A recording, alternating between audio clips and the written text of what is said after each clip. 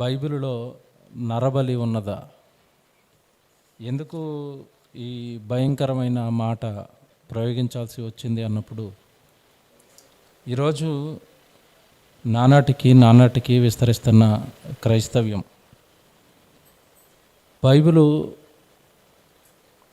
బైబిల్లోని మాటలు ఈ ప్రపంచాన్ని ఆకర్షించటం, బైబిల్ అనేది ఉన్నతమైన శిఖరాలపైన నిలబడటం, దీనిని కొంతమంది మత ఛాందసవాదులు తట్టుకోలేక క్రైస్తవ్యం నానాటికి విస్తరించడానికి మూల కారణం వాళ్ళ చేతుల్లో ఉన్న పరిశుద్ధ గ్రంథం బైబిల్. ఆ బైబిలే తప్పని చెబితే, లేదా ఆ బైబిల్లో తప్పులు ఉన్నాయని చెబితే,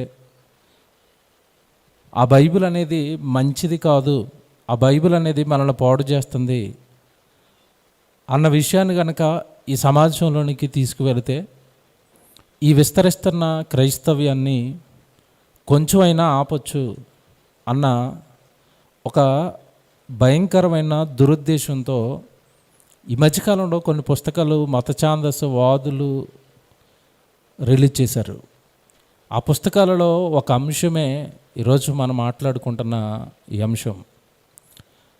వాళ్ళ పుస్తకంలో ఏం రాశారు అంటే, బైబిల్ అనేది సమాజానికి మంచిది కాదు, బైబిల్ అనేది సమాజానికి చాలా ప్రమాదం అన్నారు.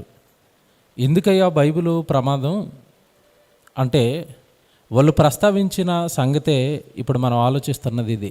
ఏమన్నారు అంటే, బైబిల్లో నరబలి ఉంది, నరబలిని బైబిలును నమ్ముకున్న లేదా బైబిల్ను రాయించిన దేవుడు మంచివాడు కాడు, బైబిల్ దేవుడు నరబలి కోరుకుంటాడు, కనుక ఆ బైబిల్ వలన ఎప్పటికైనా మనకి ప్రమాదం ఉంది, కనుక అర్జెంటుగా మనం బైబిల్ని ఏం చేయాలి అంటే బ్యాన్ చేసేయాలి.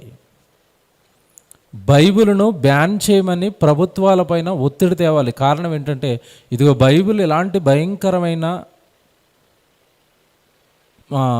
ఏమంటారు వీటిని, సమాజాన్ని పాడు చేసేవి, లేదంటే సమాజాన్ని నాశనం వైపు నడిపించే భయంకరమైన అసాంఘిక కార్యక్రమాలకు బైబిల్ నిలయం అవుతుంది, కనుక బైబిల్ అనేది బ్యాన్ చేయాలి అన్నారు. మరి బైబిల్లో క్రైస్తవులు ఎవరికి కనపడలేదు, క్రైస్తవ బోధకులకి కనపడలేదు. ఎవరికి కనపడిన నరబలి ఎవరికి కనపడింది అంటే, ఈ మత ఛాందసవాదులకు కనపడింది. ఎక్కడుంది బైబిల్లో నరబలి అంటే, వాళ్ళు చూపించిన కొన్ని సందర్భాలు ఇప్పుడు మీకు చూపిస్తాను. అంతకంటే ముందుగా దేవుడు మనతో చెప్పిన ఒక మాట బైబిల్లో ఉంది. క్రైస్తవులుగా క్రీస్తును ధరించిన తర్వాత దేవుడు మనకంటూ ఒక బాధ్యతను పెట్టాడు. ఏంటా బాధ్యత అంటే, యోధ గారు పత్రిక రాశారు. చివరిలో ప్రకటన గ్రంథానికి ముందు ఒక పత్రిక ఉంటుంది. ఆ యోధ పత్రిక ఒకసారి 3వ వచనంలో రాయబడిన ఒక భాగాన్ని మీరు ఇప్పుడు ఆలోచించండి. యోధ పత్రిక 3వ వచనంలో మీరు రాయబడుతున్న మాట మీరు ఆలోచిస్తే, ప్రియులరా, మనకందరికీ కలిగేడు రక్షణను గూర్చి మీకు రాయవలెనని విశేషమైన ఆసక్తి గలవాడనై ప్రయత్నపడుచుండగా, పరిశుద్ధులకు ఒక్కసారి అప్పగింపబడిన బోధ నిమిత్తము మీరు పోరాడవలెనని. చూడండి ఏమంటున్నాడు, పరిశుద్ధులుగా తీర్చబడిన మీకు ఒకటి అప్పగింపబడింది. ఏంటి అంటే, బోధ అప్పగింపబడింది. ఈ బోధ రక్షణకు కారణమయ్యేది. ఒక మనిషి రక్షించబడాలి అంటే ఈ బోధ కావాలి, వాక్యం కావాలి, బైబిల్ కావాలి. ఇది గమనించిన సైతాన్ ఏం చేస్తుంది అంటే, బోధ ఉంటేనే మనిషి రక్షణలోకి వస్తాడు కనుక ఆ బైబిలే తప్పని ఒక ముద్ర వేయిద్దాం అన్న కుయుక్తితో సాతాను చేస్తున్న స్వైర విహారం వంటిది మత ఛాందసవాదులతో ఈ పుస్తకాలు రాయించటం.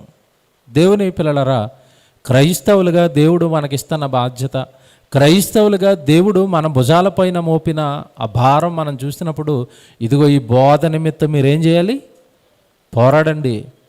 బోధకి ఏదైనా జరిగితే మీరు ధీటుగా నిలబడండి. బైబిల్కి ఏదైనా జరుగుతుంటే మీరు అడ్డుగా నిలబడండి. నా బోధ కొరకు అడ్డుగా నిలబడండి, పోరాడండి అన్నాడు. ఏమండి, ఈరోజు దేవుడి కొరకు, దేవుడి వాక్యమైన బైబిల్ కొరకు పోరాడేవారు ఎక్కడున్నారు చెప్పండి? ఈరోజు పోరాటాలు దేని కొరకు జరుగుతాయి చెప్పండి? ఉద్యోగాల కొరకు పోరాటాలు జరుగుతాయి. ఏమండి, రాష్ట్రాల మధ్యలో పోరాటాలు, మాకు సపరేట్ రాష్ట్రం కావాలి. కులాల మధ్యలో పోరాటాలు, వర్గీకరణల కోసం పోరాటాలు. ఏమండి, ఎన్ని పోరాటాలు అండి ఈరోజు మనం చూస్తున్నాం. రాజకీయ నాయకుల పోరాటాలు అధికారం కోసం. ఇన్ని పోరాటాల మధ్యలో క్రైస్తవుడు చేయాల్సిన పోరాటం, ఇదిగో మీకు అప్పగింపబడిన బోధ నిమిత్తం మీరు ఏం చేయాలి? పోరాడండి. నా వాక్యాన్ని పాడు చేస్తుంది సాతాను, నా వాక్యాన్ని, నా బైబిల్ను తప్పు అంటుంది సైతాను. మరి నా పిల్లలుగా మీరు ఏం చేస్తున్నారు? నా పిల్లలుగా మీ బాధ్యత ఏంటి? నా బోధ కోసం నిలబడతారా అని దేవుడు అడుగుతున్నాడు. దేవుని పిల్లలరా, బైబిల్లోకి వెళ్ళి మనం చూడగలిగితేనండి, ఈ పాఠం ఏదైతే ఉందో బైబిల్లో నరబలి ఉన్నదాన్ని, ఈ పాఠం చాలా రీసెర్చ్ చేసామండి. ఈ పాఠం రాయాలనుకున్నప్పుడు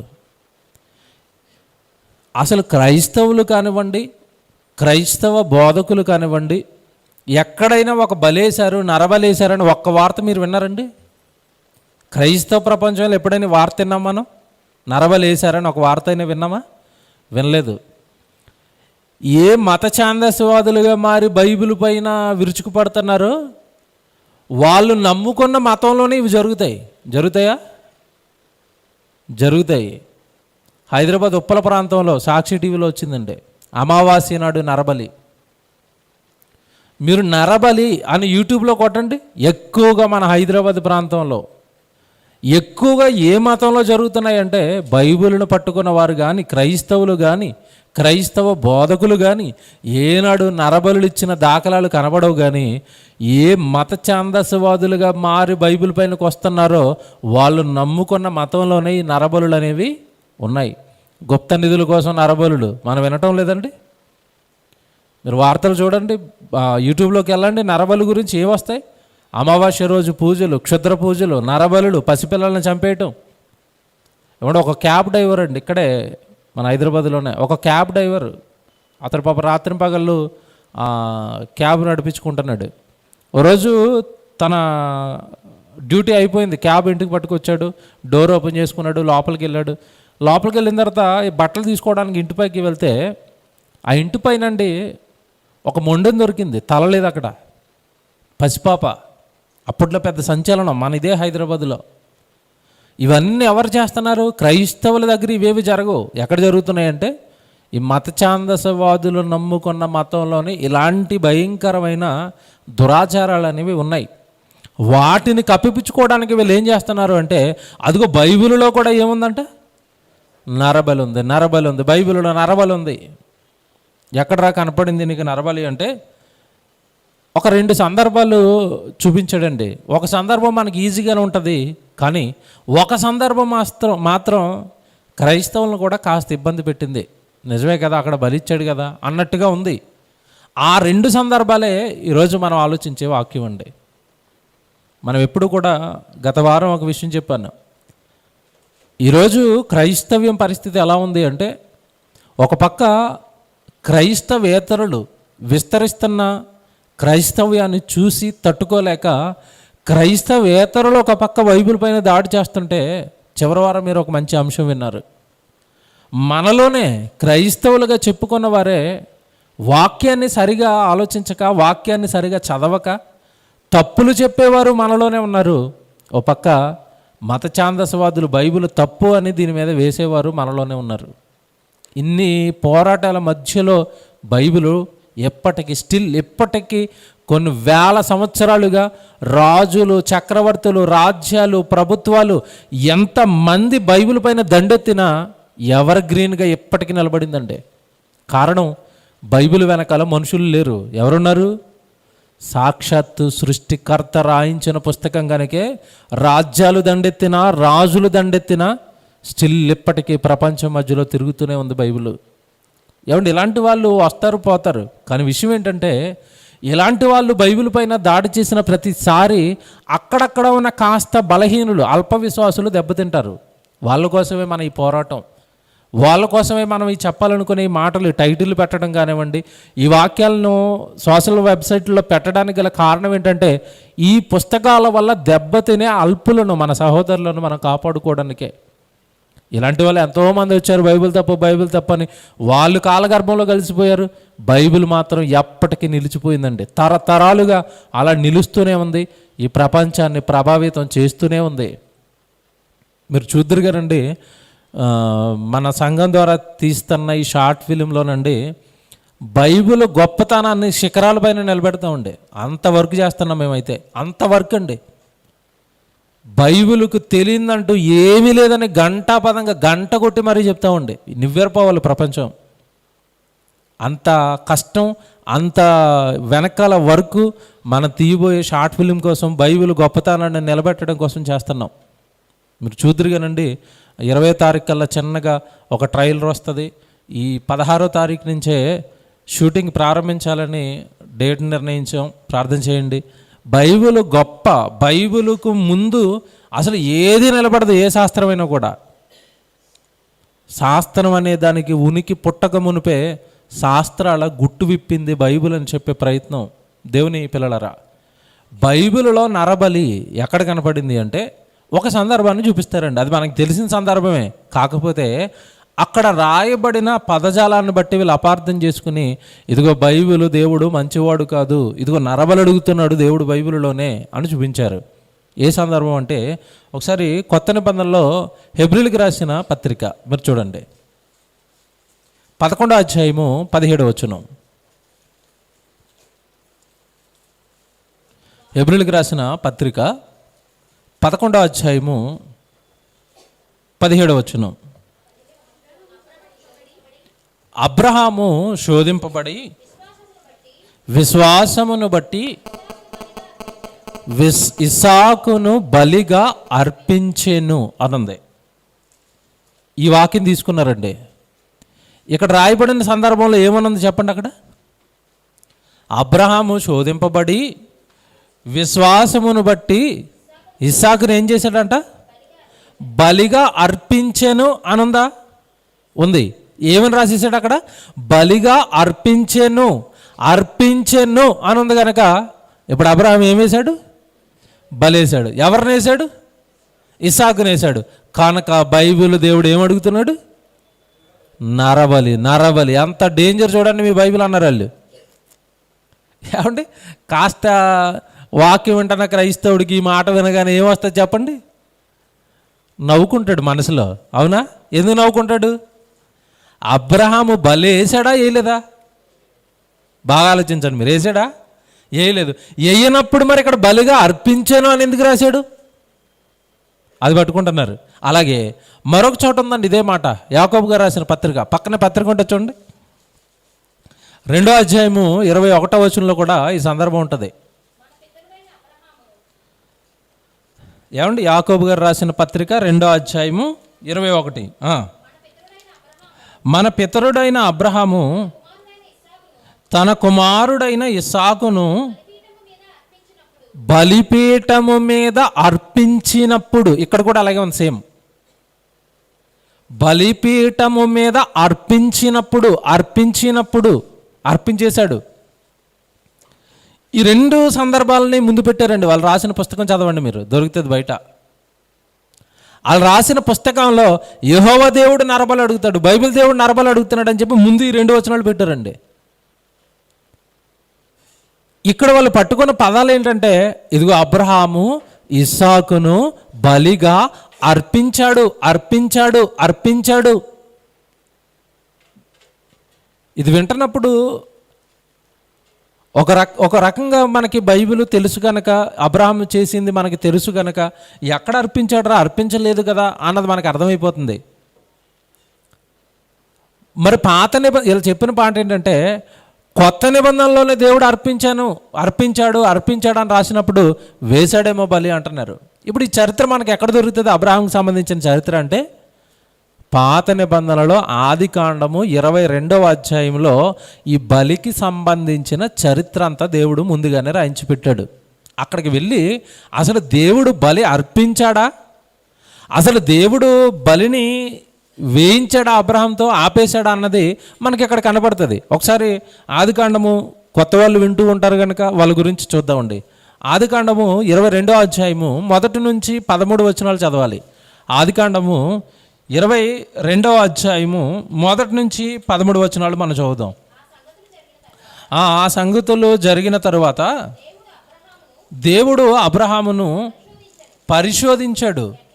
ఎలాగనగా ఆయన అబ్రహామాని పిలవగా అతడు చిత్తము ప్రభు అనెను.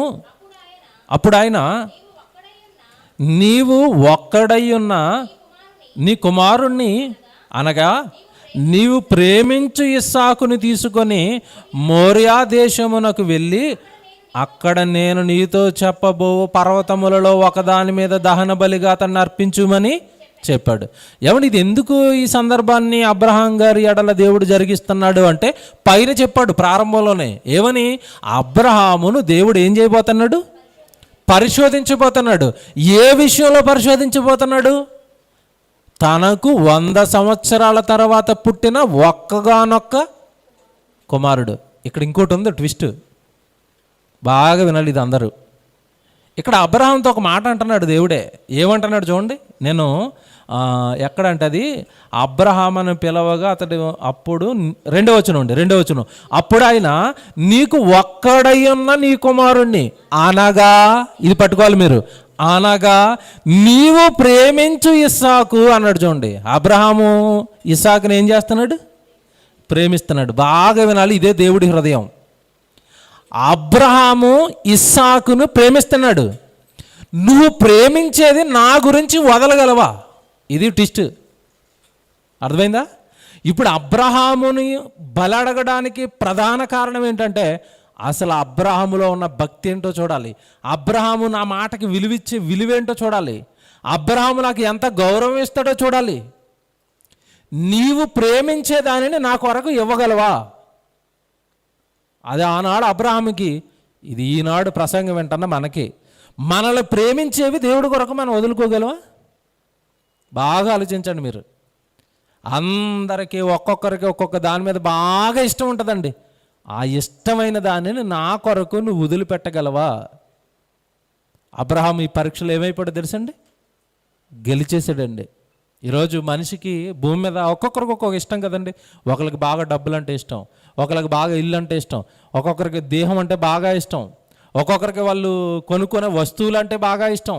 మీకు ఇష్టమైనవి నాకు ఇస్తారా? మీకు ఇష్టమైనవి నాకు ఇస్తారా? కష్టపడి సంపాదిస్తానా మీ ఆర్థిక సంపాదన? నా పని ఉంటే త్యాగం చేయగలరా? ఇవ్వగలరా? మీకు ఇష్టమైంది నాకు ఇవ్వగలరా? ఇక్కడేనండి టెస్ట్ దేవుడు మనుషులను ప్రయోగించేది. ఇదే పరీక్ష మనిషి పైన దేవుడు పెట్టేది.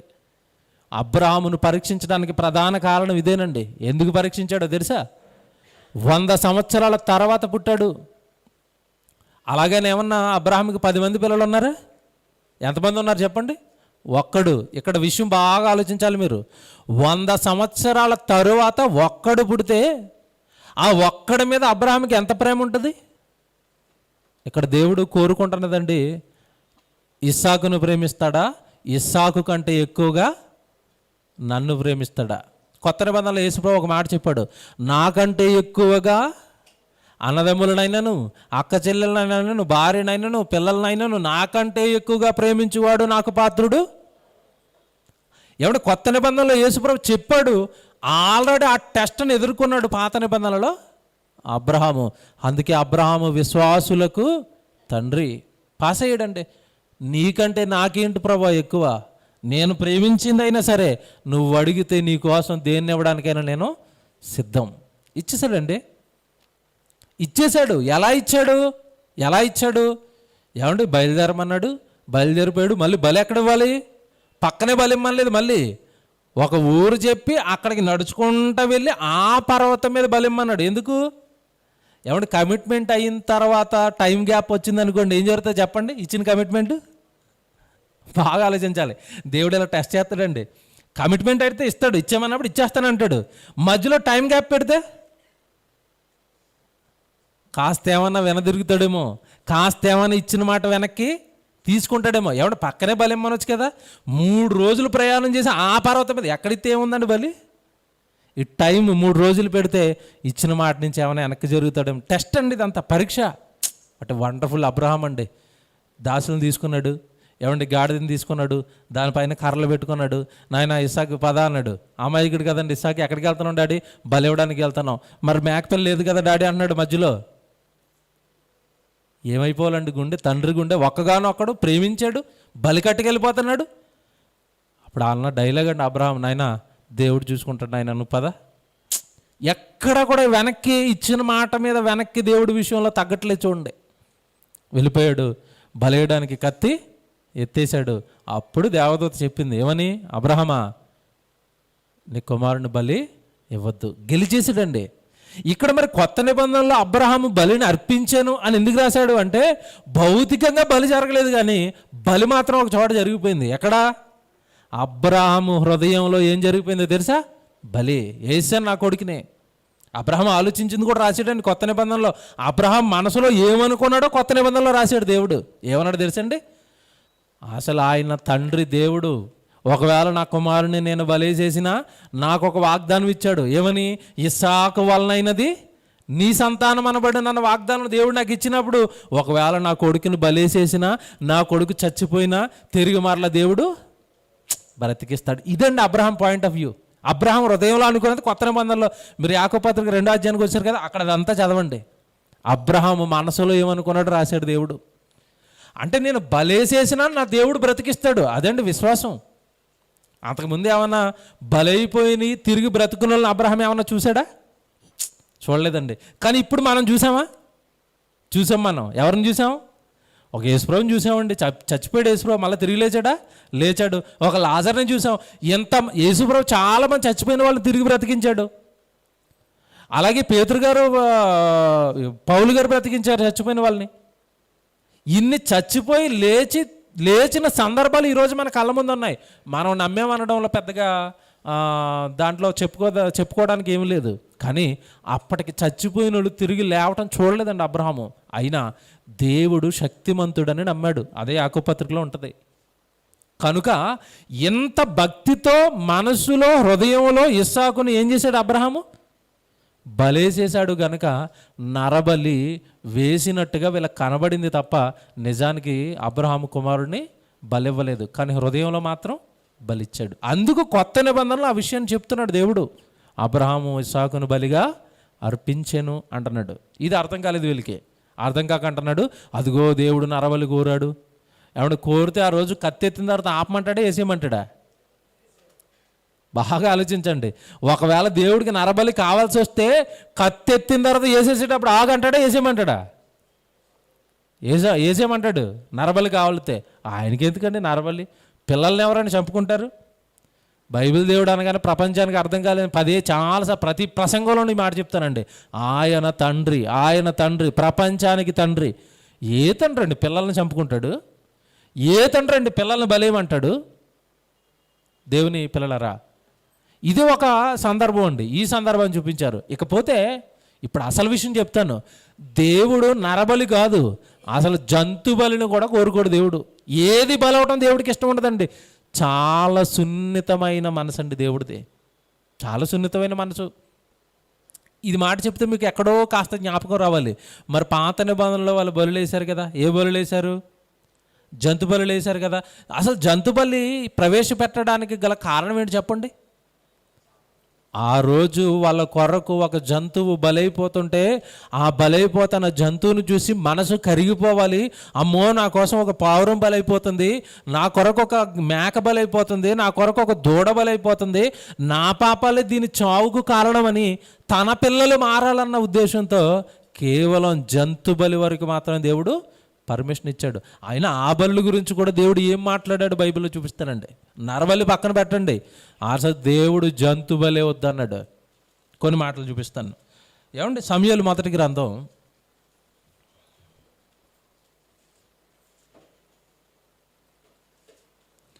15వ అధ్యాయము 22వ వచనం చూడండి. సమూయేలు మొదటి గ్రంథం 15వ అధ్యాయము 22వ వచనం. ఏమండి, మొట్టమొదటి రాజు అండి సౌలు. తప్పు చేశాడు. దేవుడు చెప్పింది చేయకుండా అమాలేకుల్ని చంపిరమ్మంటే, ఆ జంతువులు కూడా చంపేయమంటే కొన్ని జంతువులను తిరిగి పట్టుకొచ్చాడు. ఆ సందర్భంలో దేవుడు మాట్లాడుతున్న మాట అండి ఇది. చూడండి ఏమంటున్నాడు. అందుకు సమూయేలు తాను సెలవిచ్చిన ఆజ్ఞను ఒకడు గైకొనుట వలన యెహోవా సంతోషించున్నట్లు. చూసారు ఏమంటున్నాడు ఇక్కడ. ఒకడు బలులను దహన బలులను అర్పించుట వలన ఆయన సంతోషించునా? Question mark. ఆయన సంతోషించునా? బలులతో ఆయన సంతోషిస్తాడా? ఒరే విర్రోళ్ళరా, మత ఛాందస వాదులరా, బైబిల్ దేవుడు బలి అడిగారని అడుగుతున్న వారులారా, మీ అందరికీ ఒక రెఫరెన్స్ వాళ్ళు. ఏమంటున్నాడు? బలులు అర్పించటం వలన ఆయన సంతోషించునా? తర్వాత అంటున్నాడు, ఆలోచించు, బలులు అర్పించుట కంటే ఆజ్ఞను గైకొనుటయు పొట్టేళ్ల క్రొవ్వు అర్పించుట కంటే. చూసారా ఏది శ్రేష్టం అంట? నీ బలులు కాదు, నా మాట నువ్వు ఆలకిస్తే చాలు, నా మాట నువ్వు వింటే చాలు, నా వాక్యానికి నువ్వు లోబడితే చాలు. నీ బలులకు ఒక నమస్కారం, నీకొక నమస్కారం.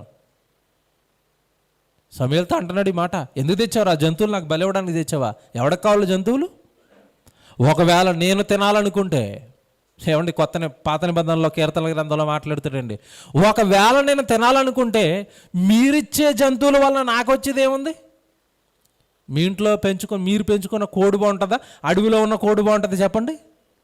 అడవి కోడి బాగుంటుంది. మన గేదె బాగుంటుందా? అడవి గేదె బాగుంటుందా? మన గేదె ఏముందంటే మనకు కలిగిన దాంట్లో గడ్డో గెంజో పెడతాం. అడవి గేదె అయితే తినాలనుకున్నది తింటుంది. అడవి గేదె ఇలా ఉంటుందండి, లావుగా బలంగా. మన గేది ఎముకలు కనపడతా, అస్థిపంజరం కనపడతా ఉంటుంది. ఒకవేళ దేవుడు తినాలనుకుంటే మన ఇంట్లో పెరిగిన వాటికంటే బలమైన అడవిలో ఉన్నాయా? ఉన్నాయి. అది కూడా అడిగాడండి, ఎందుకురా మీ బలులు నాకు? నేను తినాలనుకుంటే అడవి అంతా నాదే కదా, అడవి జంతువులన్నీ నావే కదా, నేను తింటాను. అవి మీకోసం చేశాను. నాకు మీకులా రక్త మాంసాలు శరీరము నాకు లేదు, మీకులా బెత్తడు నాలుగుండే రుచులు కూడా నాకు లేవు. నేను రుచులు తినను, వాసనలు నాకు అవసరం లేదు, రంగులు నాకు అవసరం లేదు. అవన్నీ కలిగించింది నా పిల్లలుగా మీకోసం. కనుక బలులు అర్పించుట వలన నేను సంతోషిస్తానంటే బలుల వలన నాకు సంతోషము లేదు. మరి ఏం చేయాలి? నా మాట వినండి చాలు, నా వాక్యానికి లోబడండి చాలు. అమ్మో దేవుడు ఇది చెప్పాడా, నేను ఇది చెయ్యాలా అని మీరు వాక్యానికి లోబడి బ్రతికితే చాలు, మిమ్మల్ని బట్టి నేను సంతోషిస్తాను. ఇంకా కొన్ని మాటలు చూపిస్తాను. ఈ బలులకు సంబంధించి కీర్తనల గ్రంథం 51వ కీర్తన మీరు చూడండి, 16వ వచనం.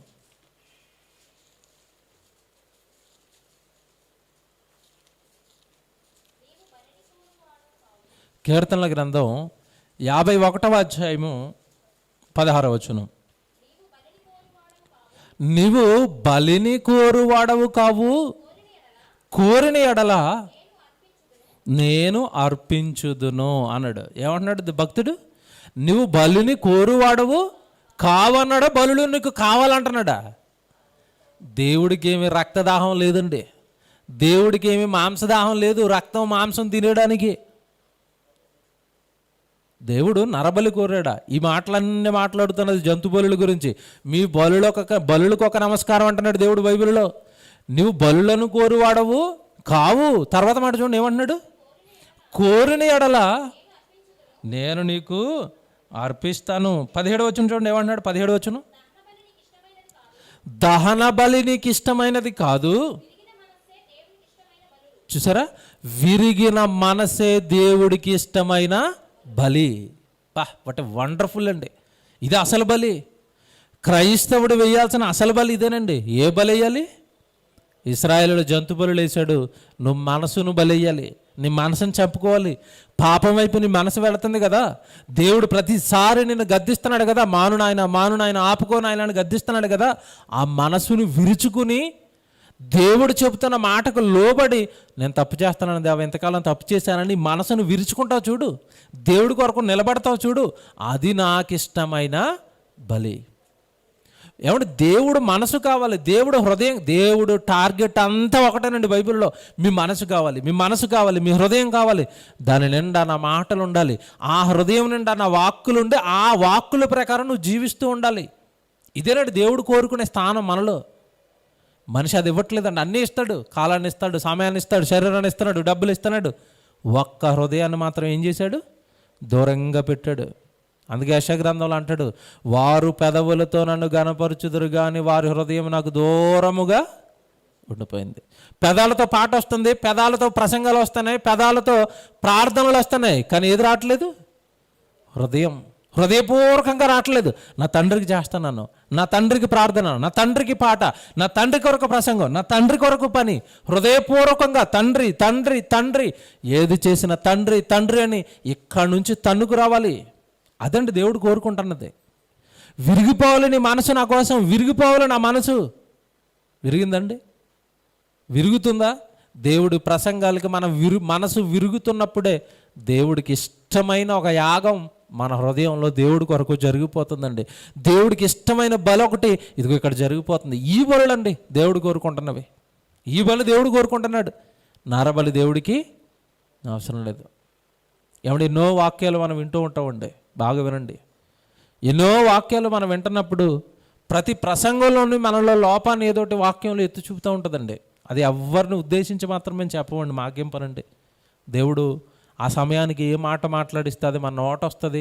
అది దేవుడు మాట్లాడించేది తప్ప మనుషులుగా నేను మాట్లాడాలనుకున్నాను, నేను మాట్లాడలేను. కింద కూర్చున్నప్పుడు నన్ను చూడండి, నిన్ను మాటలు నాకు రావు. దేవుడు చెప్పిస్తాడు సందర్భానుసారంగా, వాక్యానుసారంగా. దేవుడు తన పిల్లలకి చెప్పాలనుకున్నది తన సేవకుని నోట పెడుతూ ఉంటాడు. మా మాటలుగా తీసుకుంటే ప్రమాదం అండి. మనం వింటున్న ప్రసంగాలు మీరు చూడండి, మనం వింటున్న ప్రతి ప్రసంగంలోనూ కూడా ఏదో ఒకటండి, ఎక్కడో ఒక చోట మనకు చివుక్కుమని తగులుతూ ఉంటుంది.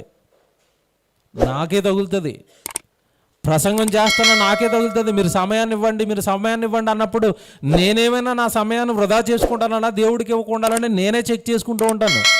వాక్యం అనేది వింటున్నాను, మిమ్మల్ని చెబుతున్న నన్ను కొడుతుందండి. ఇక్కడ వాక్యానికి తగ్గట్టుగా ఉన్నాయి ఆ జీవితాలు, వాక్యానికి తగ్గట్టుగానే మన జీవితం అనేది సాగుతుందా?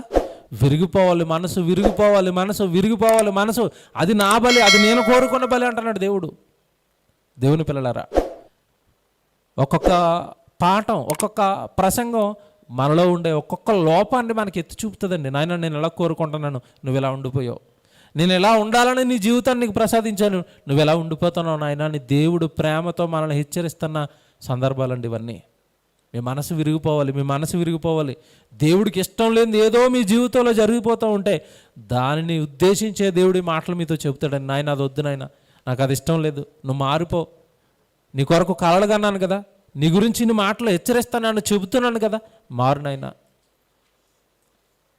17వ వచనం మళ్ళీ చదవండి, ఏమంటున్నాడు? 17వ వచనం అంటే దహన బలి నీకు ఇష్టమైనది కాదు, విరిగిన మనసే దేవుడికి ఇష్టమైన బలి. విరిగిందా మనసు?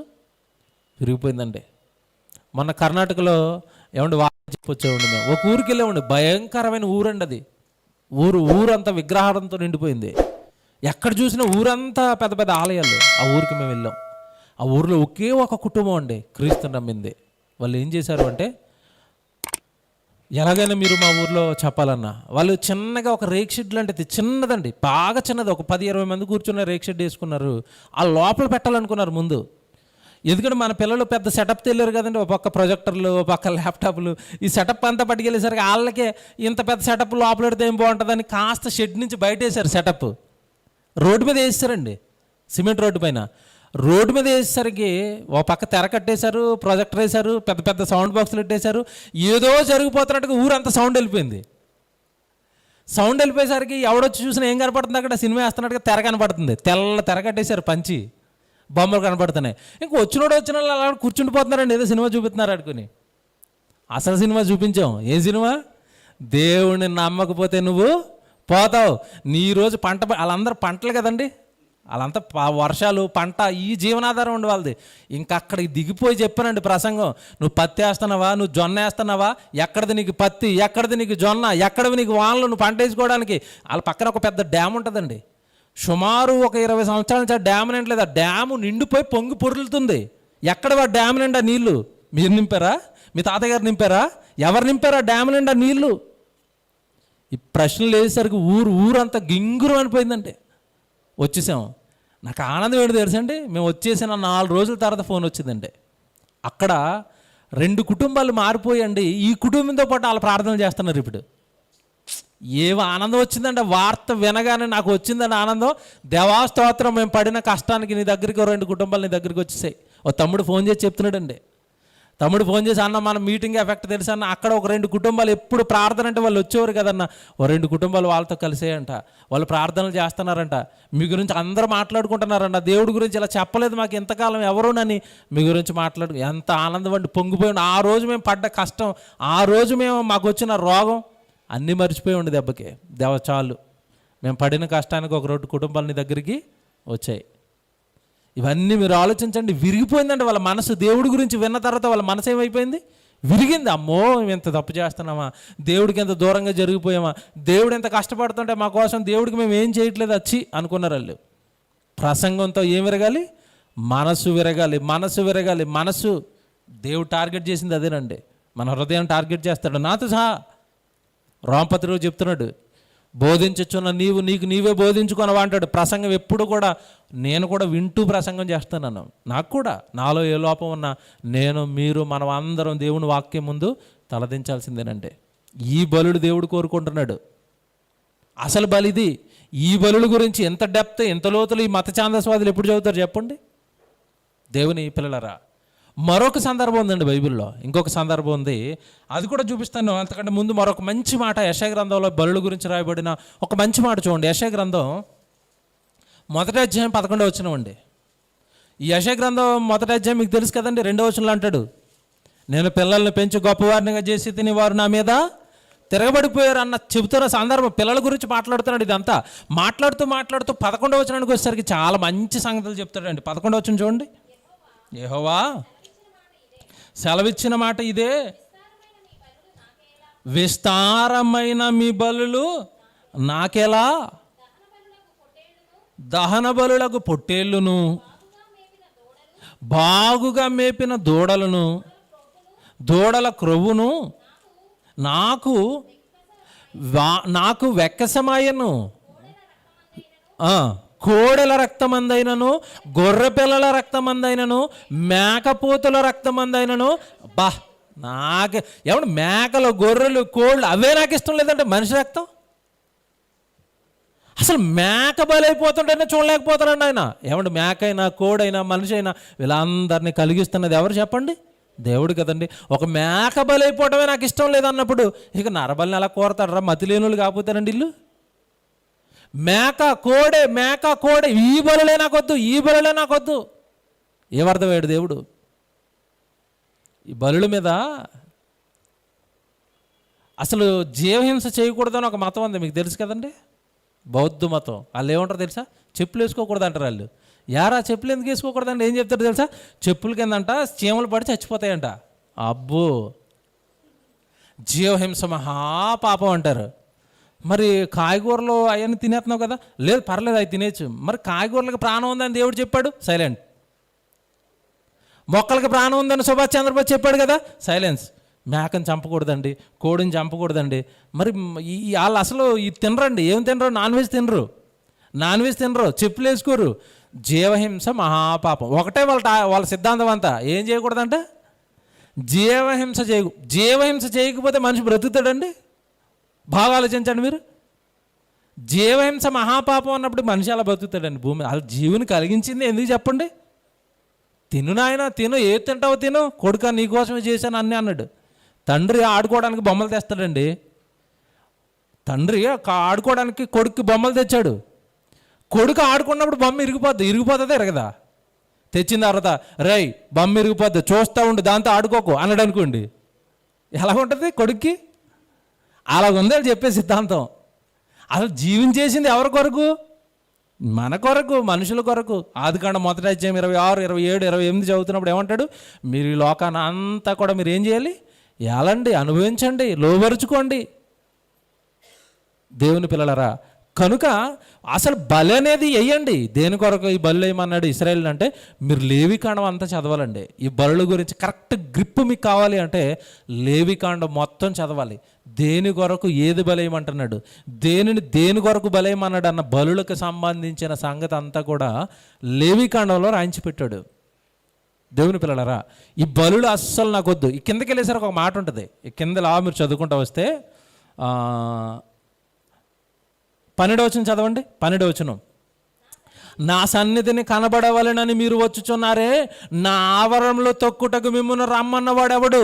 చూసారా ఆ కింద, మీ నైవేద్యము వ్యర్థము, అది నాకు అసహ్యము పుట్టించు ధూపార్పణము, దానినిక తేకండి. మీ బలులొద్దు, మీ అర్పణలొద్దు, మీ బలులొద్దు, మీ అర్పణలొద్దు. ఎందుకు? అన్నీ తెస్తున్నారు కానీ మీ హృదయం నాకు ఇవ్వట్లేదు. అదండి దేవుడు బాధ ఇక్కడ.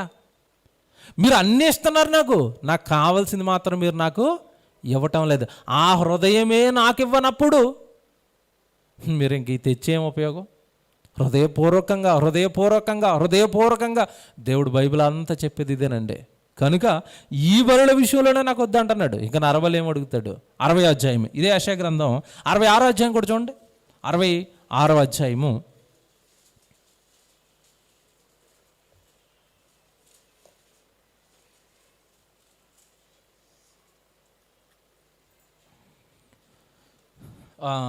2వ వచనం అండి. యెషయా గ్రంథం 66వ అధ్యాయము 2వ వచనం, అవన్నీ నా హస్తకృతములు, అవి నా వలన కలిగినవి, యెహోవా సెలవిచ్చుచున్నాడు.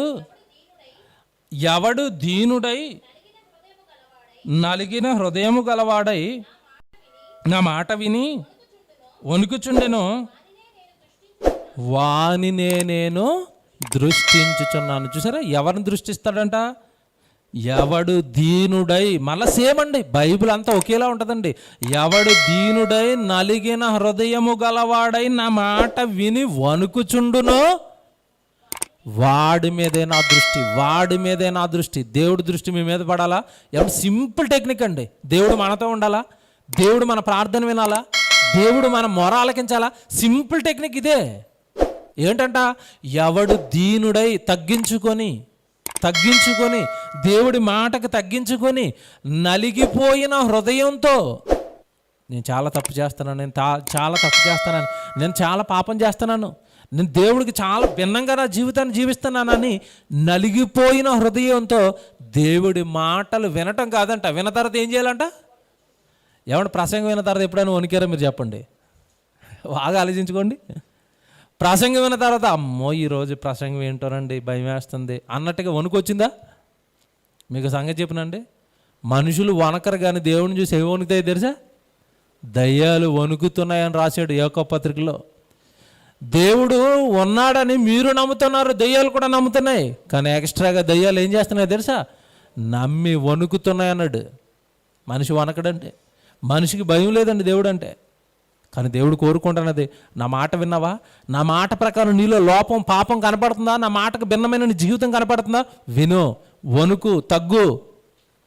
అప్పుడు నేను నీ వెంటుంటాను, నేను నీ పైన దృష్టిస్తాను, నీకు కావాల్సింది నీకు చేస్తాను, నువ్వు అడిగిందల్లా నీకు ఇస్తాను. నా మాటకు లోబడుతున్నావు కదా, నా మాట వింటున్నావు కదా, నా మాటను హృదయపూర్వకంగా స్వీకరిస్తున్నావు కదా, అప్పుడు వస్తాను నేను నీ వెనకాల, అప్పుడు ఉంటాను నేను నీతో. అబ్రహాము దేవుడు మాటకు లోబడిపోయాడు. అందుకే అబ్రహాము మరణకాలం వరకు దేవుడు తోడుగా ఉన్నాడు అబ్రహాముకి. ఒక్కగానొక్క కొడుకునిచ్చామంటే ఇవ్వడానికి సిద్ధపడిపోయాడు. ఇంకా అది చాలా అనిపించిందండి అబ్రహాం, ఇక నీ వలన నీ భూలోకంలో ఉండే సంతానాలన్నీ కూడా ఆశీర్వదింపబడతాయి, చివరి వరకు నేను నీ వెంట నీకు తోడుగా ఉంటానన్నాడు. అందుకే అబ్రహాంకి తిరుగులేదండి జీవితం. చూడండి అబ్రహాం జీవితం, ఒక యాకోబు జీవితం చూడండి, ఒక పౌలు గారి జీవితం చూడండి, ఒక యేసుప్రభు జీవితం చూడండి. వీళ్ళంతా దేవుడికి లోబడిన వాళ్ళండి. అందుకే వాళ్ళ వెనకాల దేవుడు వాళ్ళ జీవితంలో అంతం వచ్చేంత వరకు వాళ్ళ వెంటే ఉన్నాడు. దేవుని పిల్లలరా, ఈ మాటలన్నీ మనకిస్తున్న సాక్ష్యం ఒకటే, దేవుడికి కావలసింది విరిగి నలిగిపోయిన హృదయం తప్ప బలి దేవుడికి అవసరం లేదు. ఇక్కడ వరకు బాగుందండి. ఇంకో కాస్త ఇబ్బంది పెట్టే సందర్భాన్ని మరొకటి తీసుకొచ్చారు తెర మీదకి, అది కూడా చూసి ముగించుకుందాం. అది ఏంటి సందర్భం అంటే, న్యాయాధిపతుల కాలంలో ఒక న్యాయాధిపతి ఉన్నాడు, యెఫ్తా. ఈ యెఫ్తా జరిగించింది కూడా ఒక రకంగా అక్కడ రాయబడిన భాగాన్ని మనం ఆలోచించినప్పుడు ఉన్నది ఉన్నట్టుగా తీసుకున్నప్పుడు అక్కడ కూడా నరబలి జరిగినట్టుగానే మనకు అనిపిస్తుంది, కానీ జరగలేదు. ఇప్పుడు వెళ్ళిపోదాం ఆ గ్రంథానికి. న్యాయాధిపతుల గ్రంథం 11వ అధ్యాయము. ఏమండి, ముందుగా 5-6 వచనాలు చదవండి ఒకసారి.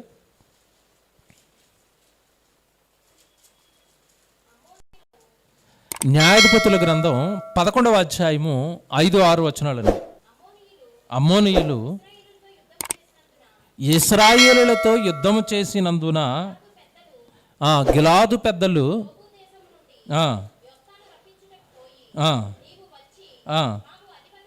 నువ్వు వచ్చి మాకు అధిపతివై ఉండుము, అప్పుడు మనము అమ్మోనీయులతో యుద్ధము చేయదమని యెఫ్తాతో చెప్పారు. నిజానికి యెఫ్తా గురించి మనం బైబిల్లో చూస్తున్నప్పుడు అండి, అతని ఊరికి దూరంగా పెట్టేశారు. కానీ వీళ్ళకి శ్రమకాలం, కష్టకాలం వచ్చేసరికి మళ్ళా అతని దగ్గరికి వెళ్ళి అమ్మోనీయులతో యుద్ధం చేయడం కొరకు ఏమండి యెఫ్తాను బ్రతిమాలు తెచ్చుకున్నారండి. న్యాయాధిపతిగా మా మీద ఉండమని, న్యాయాధిపతిగా మమ్మల్ని యాలమని కూడా అతన్ని తిరిగి తీసి తెచ్చుకున్నారు. ఎందుకంటే ఇతను ఒక వేశ్య కుమారుడు అండి, వేశ్యకు పుట్టినవాడు. అందుకని ఇతను దూరంగా తమిరేశారు. చివరికి ఇతనే దిక్కయ్యాడు, తెచ్చుకున్నారు, పెట్టుకున్న తర్వాత అమ్మోనీయులతో యుద్ధం భీకరంగా జరుగుతున్న టైంలో ఇతడు ఆ యుద్ధానికి వెళ్ళే ముందు ఒక కోరిక, దేవుడికి ఒక ప్రార్థన అనివ్వండి, దేవుడికి ఒక ప్రమాణం అనండి దేవుడికి చేశాడు. ఏంటి అన్నప్పుడు 30వ వచనం చూడండి ఒకసారి. 30వ వచనం. అప్పుడు యెఫ్తా యెహోవాకు మొక్కుకొనెను, ఎలానగా నీవు నా చేతికి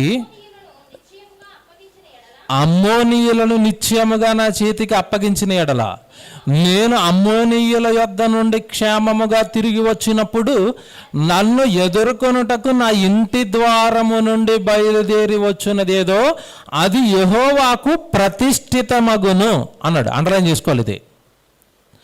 ప్రతిష్ఠితమగును మరియు దహన బలిగా దానిని నేను అర్పించదను అన్నాడు. బాగుంది. ఏమంటే యుద్ధానికి వెళ్తున్నాడు. వాళ్ళు బాగా భయంకరులు కదండి అమ్మోనీయులు అంటే. దేవుడు తోడు నాకు ఉండాలి, దేవుడు నా ప్రార్థన వినాలి, దేవుడు నా వెనక ఉండాలి అంటే దేవుడికి నేను ఏదో ఒక ప్రమాణం చేయాలనుకున్నాడు. చేశాడండి ప్రమాణం. ఏంటి? దేవా, మరి నేను వెళుతున్నాను, వెళ్ళి నేను అమ్మోనీయులను జయించాలి.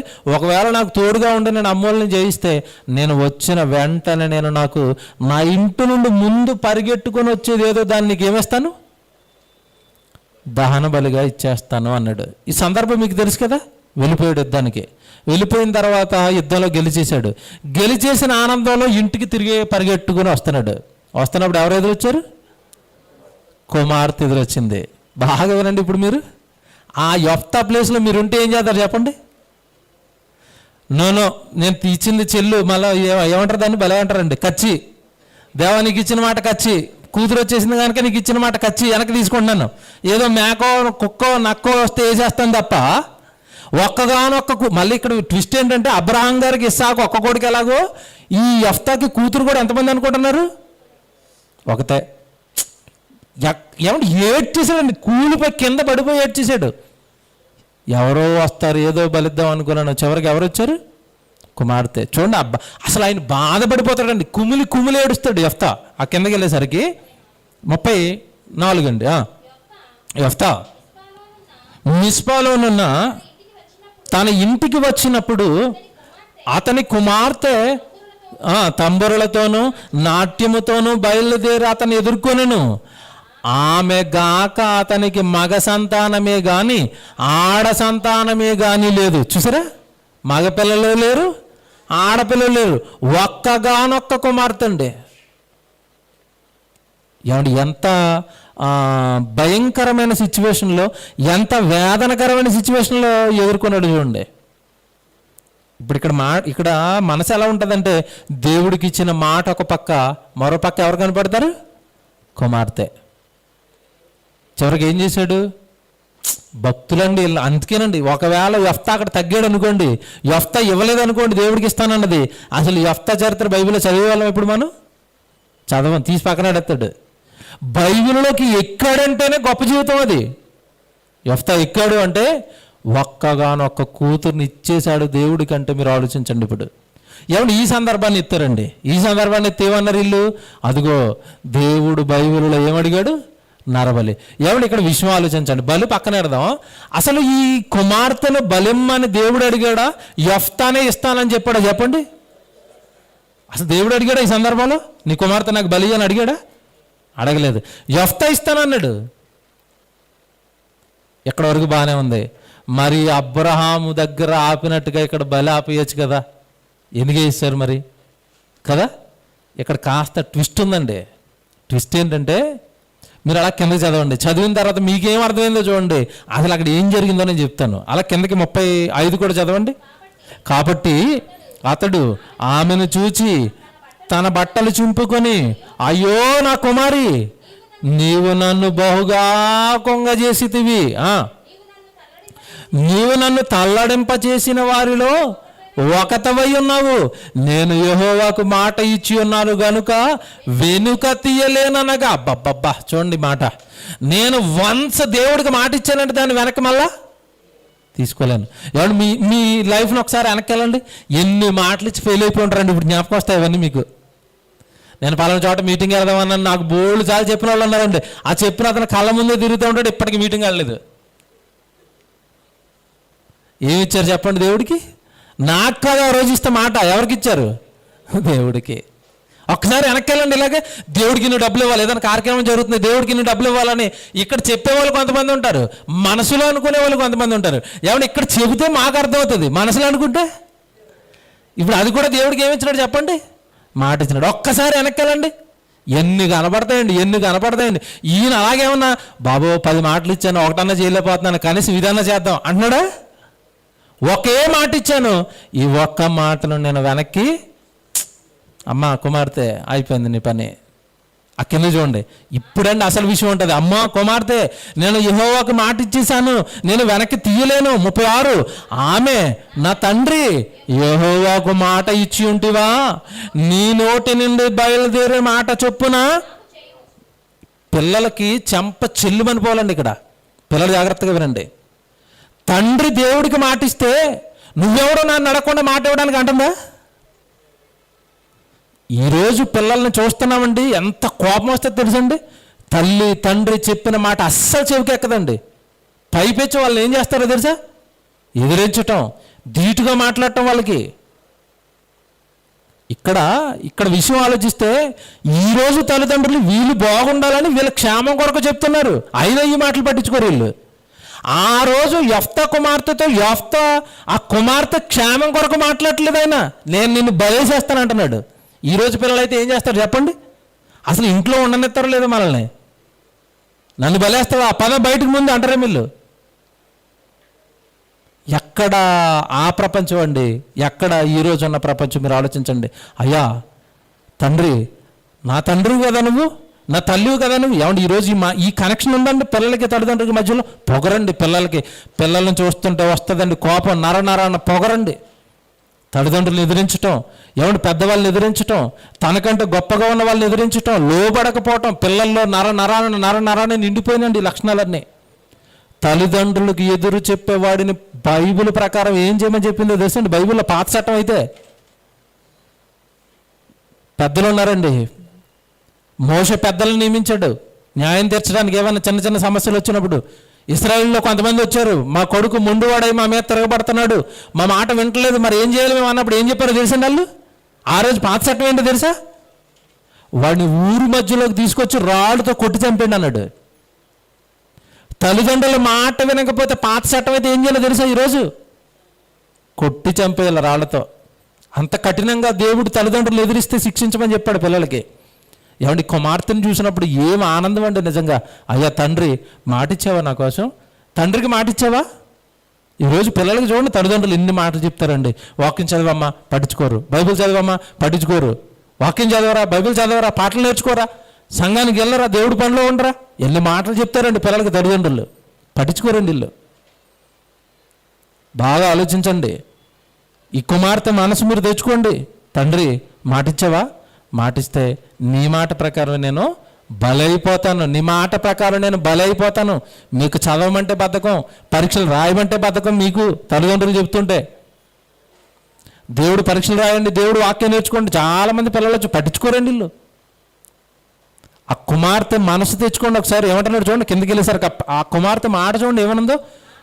36 వచనం, ఆమె నా తండ్రి యెహోవాకు మాట ఇచ్చి ఉంటువా, నువ్వు మాట ఇచ్చావా నా పక్షాన, యెహోవాకు నువ్వు మాట ఇచ్చావా నా గురించి, అంటే నా జీవితం గురించి నువ్వు నిర్ణయం తీసుకున్నావా? ఓకే తండ్రి, నా జీవితం నీ నిర్ణయం కదా, మమ్మల్ని కన్నారు కదా, మమ్మల్ని పెంచుతున్నారు కదా, నీ ఇష్టమే నా ఇష్టం కదా తండ్రి. చూడండి ఏమంటుందా మా పాప మాట చూడండి. నీ నోటి నుండి బయలుదేరిన మాట చొప్పున నాకు చెయ్యి. నీ నోటి నుండి ఏ మాట వచ్చిందో అది నాకు చేసేయి. ఏమిచ్చాడు మాట? ఏమిచ్చాడు మాట? బలేస్తానని. బాగా ఆలోచించండి. ఇది ఏడ్ చేశాడండి. ఆ కుమార్తె మనసుకు కాస్త కుంగిపోయాడండి. ఎంత గొప్ప కుమార్తెను కన్నాను నేను నా దేవుడికి మాటిస్తే, నా దేవుడికి నేను ఇచ్చిన మాటను నా కుమార్తె నిలబెడుతుంది. పొంగిపోయాడండి కుమార్తెను బట్టి. సరేనమ్మా మరి ఇంక బలేసేస్తాను. బలేసేయాలనుకున్నప్పుడు కాస్త టైం ఇచ్చాడండి. ఆ కింద చూడండి, ఆ కిందకి వెళ్ళేసరికి యెహోవా నా శత్రువులను అమ్మోనీయుల మీద పగ తీర్చుకుని ఉన్నానని అతను తాను 37 మరియు ఆమె నా కొరకు చేయవలసింది ఏమనగా 2 నెలల వరకు నన్ను విడుము. డాడీ బలేసేస్తానన్నావు కదా, కాస్త 2 నెలల టైం తర్వాత నువ్వు అన్నట్టుగానే నన్ను బలేద్దుగానే 2 నెలలు నాకు గడువు ఇవ్వము. తర్వాత నేను నా చెలికత్తులను పోయి కొండల మీద ఉండి నా కన్యాత్వం గురించి ప్రలాపించదమని తండ్రితో చెప్పగా అతడు పొమ్మని చెప్పి 2 నెలల వరకు ఆమెను పోనిచ్చాను. గనుక ఆమె తన చెలికెత్తులతో కూడా పోయి కొండల మీద తన కన్యాత్వమును గూర్చి ప్రలాపించను. ఆ 2 నెలల అంతమున ఆమె తన తండ్రి వద్దకు తిరిగి రాగా అతడు తాను మొక్కుబడి చొప్పున ఆమెకు చేసెను. ఏం చేశాడు? తాను మొక్కుకున్న మొక్కుబడి ప్రకారం తాను ఏం చేశాడు చెప్పాలి. ఇప్పుడు ఏం చేశాడు? బలేసాడా? బాగా వినాలి. వేసాడా బలి? యూత్ మీటింగ్లో చెప్పానండి, అందుకే చెప్తున్నారు. వేయలేదండి బలి లేదు. అక్కడ ఈ క్రైస్తవ ట్రెడిషన్, అంటే యూదులకి ఒక ట్రెడిషన్ ఉంది, యూదులకి కొన్ని సాంప్రదాయాలు ఉన్నాయి, యూదులకి కొన్ని ఆచారాలు ఉన్నాయి. ఎవడైనా బైబిల్ గురించి మాట్లాడేటప్పుడు ఆ యూదుల ఆచారాలు, ఆ యూదుల సాంప్రదాయాలు తెలుసుకుని మాట్లాడాలి. భారతదేశంలో ఉండి భారతదేశంలో నువ్వు ఆలోచించి భారతదేశపు ఆలోచనలు పాత నిబంధనలో ఎక్కడో రాయబడిన యూదులకు నువ్వు అంటగట్టకూడదు. అక్కడ బలి అనగానే నీకేం బలి తెలుసు అంటే అమావాస్య రోజు కోడిని మేకని కుక్కని బలి చేయడం నీకు తెలుసు. అలాగ బైబిల్ మీద నువ్వు అప్లై చేయకూడదు. ఏం జరిగింది అక్కడ? ఒక చిన్న ట్విస్ట్ అండి అంతే. 30 వచనంలో చూడండి, బలి జరిగింది కానీ ఏ బలి అనుకుంటున్నారు అది? ఎక్కడ అంటే అది 30 వచనం చూడండి. అప్పుడు యెఫ్తా యెహోవాకు మొక్కుకొనేను, ఎట్లనగా నీవు నా చేతికి అమ్మోనీయులను నిశ్చయముగా అప్పగించిన ఎడల నేను అమ్మోనీయుల యొద్ద నుండి క్షేమముగా తిరిగి వచ్చినప్పుడు నన్ను ఎదుర్కొనుటకు నా ఇంటి ద్వారము నుండి బయలుదేరి వచ్చినదేదో అది యెహోవాకు, అండర్లైన్ చేసుకోవాలి, యెహోవాకు ఏమిస్తానంటున్నాడు? ప్రతిష్ఠితం. తర్వాత మరియు దహన బలి. ప్రతిష్ఠితం మరియు దహన బలి. అక్కడ మరియు అన్న దగ్గర పుట్టినోటు ఉందా? ఆ కింద చిన్న అక్షరాలు ఉంటాయి చూడండి. కింద ప్రతిష్ఠితం చేస్తాను లేదా దహన బలి ఇస్తాను. 2 ఆప్షన్లు పెట్టుకున్నాడు ఈయన. బాగా వినాలి, ఇదేనండి విషయం. ఏం పెట్టుకున్నాడు? నా ఇంటి నుండి ముందుగా వచ్చినదేదో ఏం చేస్తాను? ప్రతిష్ఠితం చేస్తాను. మరియు దగ్గర ఏముంది అక్కడ? లేదా దహన బలి ఇస్తాను. ప్రతిష్ఠితం, దహన బలి 2 పెట్టుకున్నాడు అక్కడ. అంటే ప్రతిష్ఠితం అనేది మనుషులకు సంబంధించింది, దహన బలి అనేది వస్తువులకు, జంతువులకు సంబంధించింది. ఓకేనా? ఇప్పుడు ఇంటి ముందులో తిరిగి ఏదైనా జంతువు వచ్చింది అనుకోండి, ఏమేస్తాడు? దహన బలి చేస్తాడు. మనుషులు వచ్చారనుకోండి, ఏమేస్తాడు? ప్రతిష్ఠిస్తాడు. ప్రతిష్ఠించడం అంటే బలి కాదు. ప్రతిష్ఠించటం అంటే సేవకి, దేవుడికి దేవాలయంలో విడిచిపెట్టేస్తాడు. ఓకేనా? ఇప్పుడు యెఫ్తా ఇప్పుడు మరి ఇంటి నుంచి ఏమొచ్చింది? కుమార్తె వచ్చింది. కుమార్తెను ఏం చేయాలి ఇప్పుడు? బలేస్తే దేవుడు ఊరుకుంటాడా? అసలు బలేసిన వాళ్ళందరినీ చెండాడేశాడు పాత నిబంధనలో. అనుజనుల ఆచారాలను ఎత్తి చూపి ఏమన్నాడు, ఇదిగో నా పిల్లలను వాళ్ళు బలేసేస్తున్నారు, అగ్నిగుండాలు దాటించేస్తున్నారు, వాళ్ళు ఊరుకోని అన్నాడు. పిల్లలను బలేస్తే దేవుడు ఊరుకుంటాడండి? అసలు అన్యులు బలేస్తుంటేనే దేవుడు ఊరుకోనప్పుడు సొంత జనాంగమైన ఇశ్రాయేల్ పిల్లల్ని బలేయమని ఎందుకు చెప్తాడు? బుర్రలేదండి వీళ్ళకి. పుస్తకాలు రాస్తున్న వాళ్ళకి బైబిల్ వచ్చిన బైబిల్ ఓపెన్ యూనివర్సిటీ మన దగ్గరికి రావాలా, కూర్చోబెట్టి మోకాలు వేసి పాఠాలు నేర్పుతాం. ఇవన్నీ ఎవడరా చెప్పాడు బలేమన్నాడని? పాత నిబంధనలు ఎక్కడ ఒక బలి చూపించు, నరబలి. దేవుని నమ్మిన ఇశ్రాయేలు బలేసిన ఒక బలి చూపించు. అనుజనులు వేశారు, వెర్రు వల్ల మీకులాగా వెర్రు పట్టి పిచ్చి పట్టి వాళ్ళు ఆ రోజు భయంకరమైన మత ఆచారాల్లో ఉండిపోయి వాళ్ళు వేశారు బలి. దేవుడు ఎక్కడ పిల్లలు బలేమని లేదండి, వేస్తుంటే వద్దన్నాడు. ఆ ఒక్కలన్నీ చూపించాలని టైం అయిపోద్దండి. ఇప్పుడు వద్దన్నాడు, బలేస్తుంటే వద్దన్నాడు. ఒక మాట చూస్తారా? యెహెజ్కేలు గ్రంథం 16వ అధ్యాయము 26వ వచనం చూడండి, ఒక్క మాట చూడండి.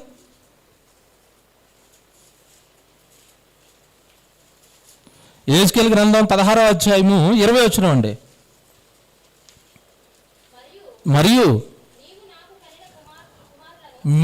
నీవు నాకు కనిన కుమారులను కుమార్తెలను ఆ బొమ్మలు మృంగివేయనట్లు వాటి పేరట వారిని ఇదిగో వధించేస్తున్నారు. వాళ్ళు వధించేస్తున్నారు. వధ తప్పురా.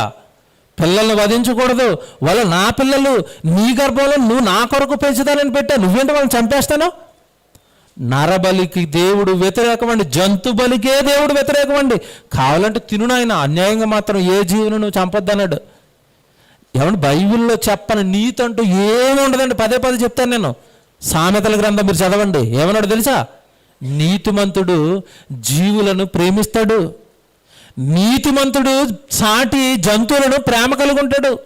అది కూడా చెప్పాడు బైబిల్లో. చెప్పని మంచి అంటే ఏముండదండి. పిల్లల్ని బలేయొద్దన్నాడు, జంతువులను ప్రేమించమన్నాడు, అన్యాయంగా జంతువులు బలేయొద్దంటున్నాడు. కనుక అక్కడ యెఫ్తా జరిగించింది ఏంటంటే కుమార్తెను బలేయలేదండి. ఏం చేశాడు? ప్రతిష్ఠించాడు. అంటే సేవకు తన కుమార్తెను ఇచ్చేశాడండి. మరి ఎందుకు ఏడుస్తున్నాడు? సేవకి ఇచ్చేటప్పుడు ఎందుకు ఏడుతున్నాడు? ఎంతమంది పిల్లలు ఉన్నారు? ఎవడు 100 మంది ఇంట్లో ఉన్నప్పుడు కుమారుడు సేవకి వెళ్ళిపోయాడు అనుకోండి, ఎలా ఉంటుంది? పర్వాలేదు, ఒకటి దేవుడి దగ్గర ఉన్న ఒక్కగానొక్క కుమార్తె, గారాభంగా పెంచుకున్న కుమార్తె కాస్త ఎక్కడికి వెళ్తుంది? వెళ్ళిపోతుంది, వెళ్ళిపోతుంది. దేవాలయాన్ని విడిచిపెట్టేస్తే ఇంక చూడడానికి కూడా ఆ సేవలో ఉండిపోవాలి అలాగా. కనుక యెఫ్తా ఏడుస్తున్నాడండి. అంతే తప్ప యెఫ్తా తన కుమార్తెను నరబలి వేయలేదు. కొన్ని వాక్యాలు రాసుకోండి. ప్రతిష్ఠితం అనగా అర్థం ఏంటో తెలియాలి కదా మీకు, బైబిల్లో చూడాలి కదా. లేవికాండంలోనికి వెళ్ళి ఒక మాట చూపిస్తాను. నిర్గమకాండంలో చూద్దామండి. నిర్గమకాండం 29వ అధ్యాయము 21వ వచనం.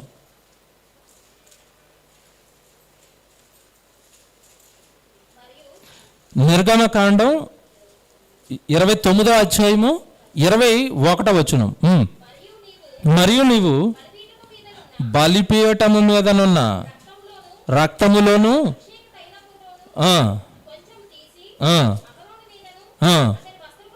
అతని వస్త్రముల మీదను అతనితోనూ అతని కుమారుల మీదను అతని కుమారుల వస్త్రముల మీదను ప్రోక్షింపవలను. ఇక్కడి నుంచి మీరు జాగ్రత్త చూడండి. 20.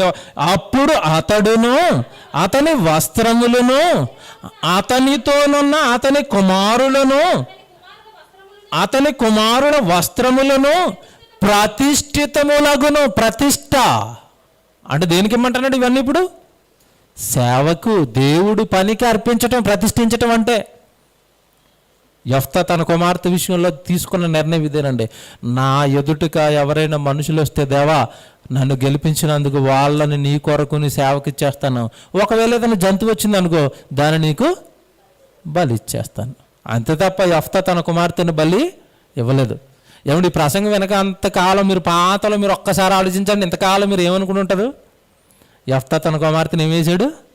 ఎక్కడో కొడతానే ఉంది కదండి కొన్ని సంవత్సరాల నుంచి. అది ఏమండి కుమార్తెను బలేసాడండి, కుమార్తెను బలేసి ఏం బలేయలేదండి, దేవుడు సేవకి ఇచ్చాడు. ఇంకా మీకు అక్కడికి వచ్చేయండి, ఇంకో బలమైన సాక్షి ఒకటి చూపిస్తాను. కుమార్తె బతికే ఉందనడానికి ఈ న్యాయాధిపతుల గ్రంథానికి వచ్చేయండి, ముగిస్తాను. ఇక 11వ అధ్యాయము కుమార్తె బతికే ఉంది. 11వ అధ్యాయం న్యాయాధిపతుల గ్రంథం 11వ అధ్యాయము 39 39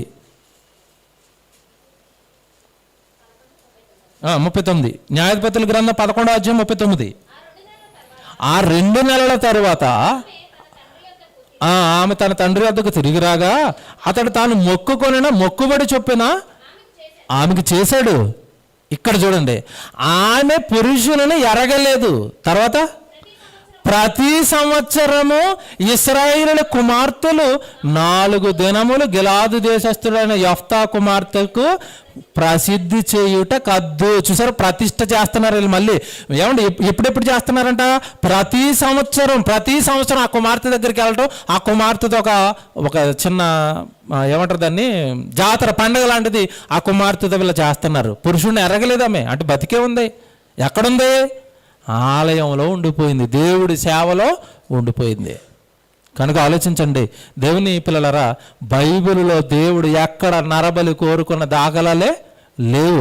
కాస్త క్రైస్తవ్యాన్ని ఇబ్బంది పెట్టింది ఇదే యెఫ్తా కుమార్తె సందర్భం. ఇది కూడా తేలిపోయింది. ఆ కుమార్తెను ప్రతిష్ఠించాడు తప్ప బలి మాత్రం ఆయన వెయ్యలేదు. చివరి వాక్యం ఏంటంటే, అసలు నరబలి దేవుడు పిల్లల్ని వధించొద్దు అన్నాడు, పిల్లల్ని చంపొద్దు అంటున్నాడు. ఆ మాట చూసి ముగించేసుకుందాం. లేవికాండం 18వ అధ్యాయం 21 అండి. లేవికాండం 18వ అధ్యాయము 21. నీవు ఏమాత్రమును నీ సంతానమును మెలేకు నిమిత్తము అన్నాడు. మెలేకు అనగానే ఆ రోజు ఉన్న ఒక దేవత పేరుండది. మెలేకు నిమిత్తము అగ్నిగుండమును దాటనీయకూడదు, నీ దేవుని నామమున అపవిత్రపరచకూడదు, నేను యెహోవాను. చూసారా, వద్దు, బలొద్దు, నీ పిల్లల్ని అగ్నిగుండాలు దాటనివ్వద్దు, బలిగా అర్పించొద్దు. కీర్తనల గ్రంథం 106వ కీర్తన 37వ వచనం అండి. కీర్తనల గ్రంథం 106వ కీర్తన 37వ వచనం. మరియు వారు తమ కుమారులను తమ కుమార్తెలను, చూసారా, దయ్యాలకు బలిగా అర్పిస్తున్నారు. దయ్యాలకు బలిగా అర్పిస్తున్నారు. వద్దు, మానేయండి, బలుడొద్దు అంటున్నాడు అండి. దయ్యానికి ఇస్తున్నారు వాళ్ళు బలి, దేవుడికి ఎందుకు వేశారు? దేవుడు ఎప్పుడు అడుగుతాడు నరబలి? ప్రేమైన దేవుని పిల్లలరా, కనుక ఈ మాటలన్నిటిని బట్టి దేవుడు మనకి చెప్తున్నది ఒకటండి, బైబిల్లో ఎక్కడ దేవుడు నరబలిని అడిగినా దాఖలాలు లేవు.